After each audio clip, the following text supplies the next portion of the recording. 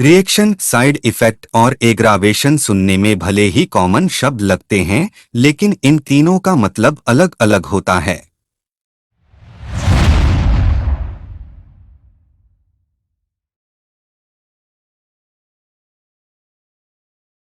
नमस्कार दोस्तों, एक बार फिर से आपका हमारे इस चैनल पर स्वागत है। आज की इस वीडियो में हम जानेंगे रिएक्शन, साइड इफेक्ट और एग्रावेशन के बारे में। आइए समझते हैं रिएक्शन क्या होता है। चिकित्सा में चिकित्सक विभिन्न प्रकार की औषधियों को विभिन्न प्रकार के रोगियों पर प्रयोग करता है, लेकिन कुछ औषधियों को शरीर ग्रहण कर लेता है और कुछ को ग्रहण नहीं करता, तुरंत बाहर फेंक देता है। शरीर यह क्रिया मुख, त्वचा व मलमूत्र के द्वार से करता है। आप लोगों ने देखा होगा, कभी कभी कोई इंजेक्शन या दवा देने के तुरंत बाद उल्टी हो जाती है, या दस्त या यूरिन आ जाता है, अथवा स्किन पर चकत्ते आ जाते हैं, या पसीने से तरबतर हो जाता है, या चक्कर खाकर पेशेंट गिर जाता है। इसका मतलब है जो दवा दी गई है, बॉडी उसे स्वीकार नहीं कर रही है।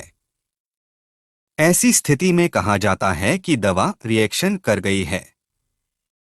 यह क्रिया दवा देने के 1 घंटे के अंदर ही हो जाती है।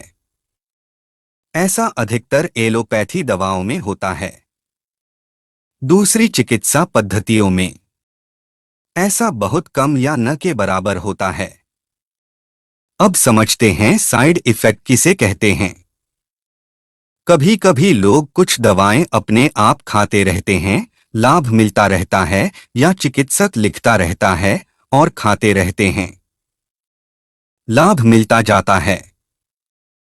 लेकिन 2-4-5 साल बाद पता चलता है कि किडनी खराब होने लगी, या आंखों की रोशनी कम हो गई, या डायबिटीज हो गई, या लीवर खराब हो गया, आदि अनेकों समस्याएं हो सकती हैं। पता ही नहीं चलता कि कैसे हो रहा है, और दवा को बराबर खाते जा रहे हैं। शरीर धीमे धीमे डैमेज होता जा रहा है। जब कभी किसी योग्य चिकित्सक के पास पहुंचे तो वह डायग्नोस करता है कि इस दवा के कारण यह समस्या हो रही है, तब वह दवा बंद होती है। तब तक बहुत देर हो चुकी होती है। दवा का पूरा प्रभाव शरीर पर आ चुका होता है। ऐसी स्थिति को दवा का साइड इफेक्ट कहते हैं, जो तुरंत नहीं पता चलता, बाद में पता चलता है। इस तरह के साइड इफेक्ट एलोपैथिक, आयुर्वेदिक, यूनानी दवाओं में देखने को मिलते हैं, क्योंकि इनमें जो दवाएं दी जाती हैं उनमें एल्केलाइड्स आदि अनेक चीजें होती हैं जो क्रूड या रिफाइंड होते हैं, जिनका साइड इफेक्ट शरीर पर पड़ता है। इसीलिए खतरनाक दवा की शीशी पर एक निर्देश लिखा होता है, इसे डॉक्टर की सलाह से प्रयोग करें या उसके संरक्षण में प्रयोग करें। अब समझ लेते हैं एग्रावेशन को।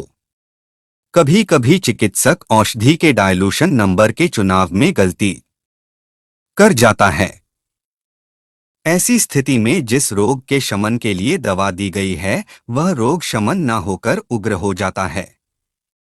जैसे एक्जिमा को ठीक करने के लिए कोई औषधि दी गई और उसका डायलूशन नंबर सटीक नहीं बैठा और एक्जिमा ठीक होने के बजाय और बढ़ गया और रोगी को परेशानी होने लगी। ऐसी स्थिति में कहा जाता है कि दवा एग्रावेट कर गई या दवा का एग्रावेशन हो गया है। इस तरह की घटनाएं होम्योपैथिक मेडिसिन में होती हैं, क्योंकि होम्योपैथिक मेडिसिन में अधिकतर नंबर सिलेक्शन की गलती हो जाती है और दवाओं के उचित डायलूशन प्रयोग किए जाते हैं। निम्न डायलूशन में एग्रावेशन बहुत कम होता है। दवा सटीक होने के बाद भी यदि नंबर सटीक नहीं है तो रोग को बढ़ा देती है। बढ़े हुए रोग को ठीक करने के लिए उसी दवा का नंबर ठीक से चुनाव कर दोबारा दे देने से रोग का शमन हो जाता है। कई इलेक्ट्रो होम्योपैथिक चिकित्सकों ने फेसबुक पर इस बात का उल्लेख किया है कि यदि कोई दवा देने रोग से बढ़ जाए तो उसी दवा का डायलूशन नंबर बदल देना चाहिए तो रोग ठीक हो जाता है।